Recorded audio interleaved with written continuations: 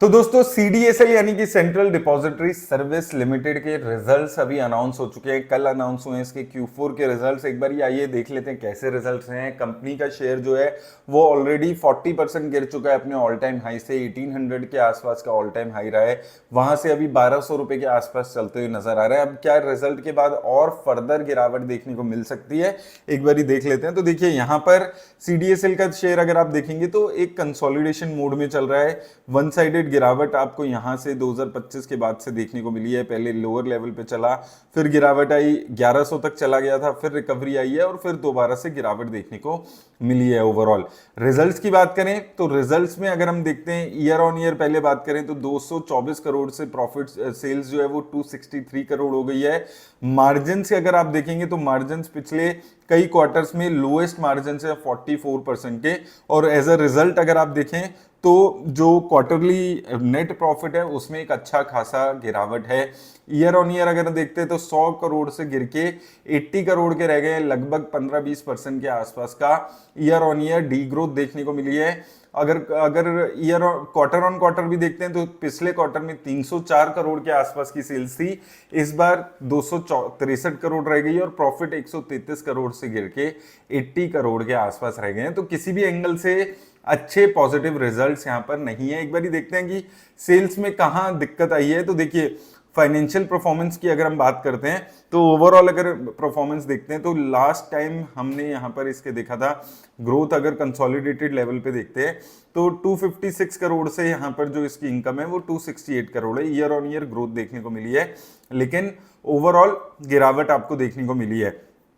उसमें देखिए सबसे बड़ा इंपैक्ट क्या आता है इनका, ये इनकी जो एनुअल इश्यूअर इनकम है वो लगभग स्टेबल है। 114 करोड़, 115, 113, 114 करोड़ ये स्टेबल है। ये एक एनुअल इनकम इनकी जनरेट हो रही है। ट्रांजैक्शनल कॉस्ट की बात करें ये भी स्टेबल है।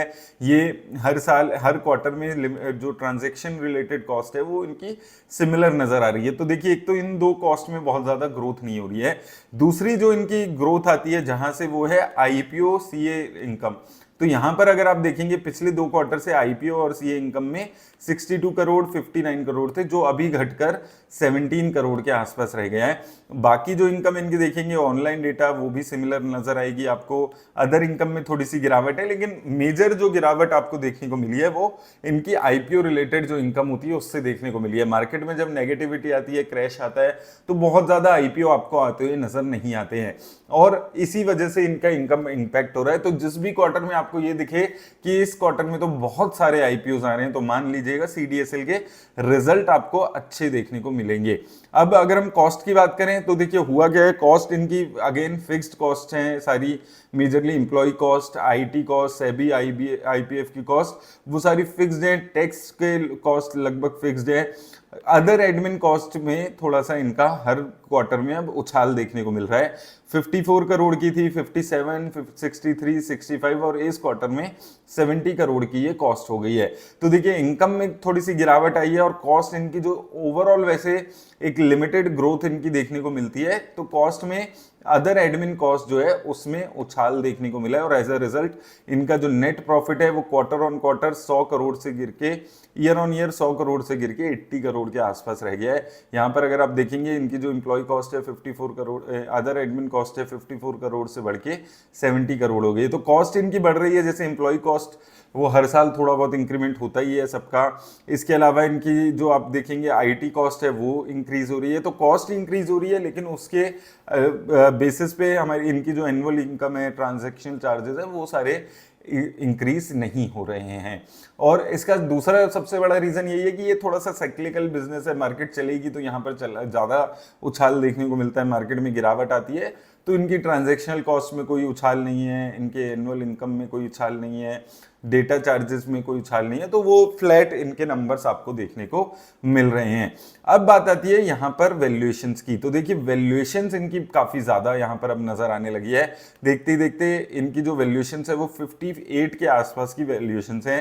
हिस्टोरिकली अगर आप देखेंगे 17, 18, 20, 25 के आसपास की इसकी प्राइस टू अर्निंग रहती थी, वो एक अच्छी वैल्यूएशन उसकी हुआ करती थी। मीडियन वैल्यूएशन 42 के आसपास की रही है, अभी इनकी वैल्यूएशन 58 के आसपास चल रही है। और ओवरऑल ग्रोथ भी अगर आप देखेंगे तो पिछले एक साल से ग्रोथ नहीं आई है।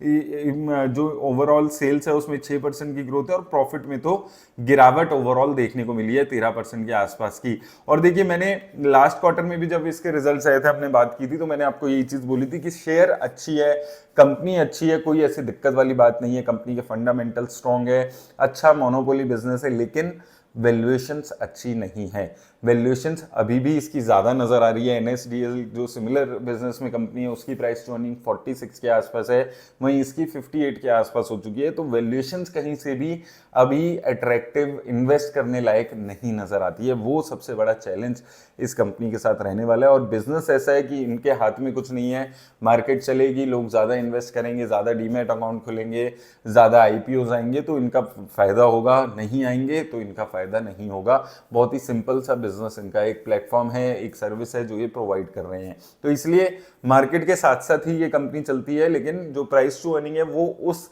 बिजनेस के सिक्लिकल नेचर को अकाउंट फॉर करके प्राइस इन नहीं किया गया। ये सबसे बड़ा एक अभी ड्रॉबैक इस कंपनी के शेयर के साथ रहने वाला है।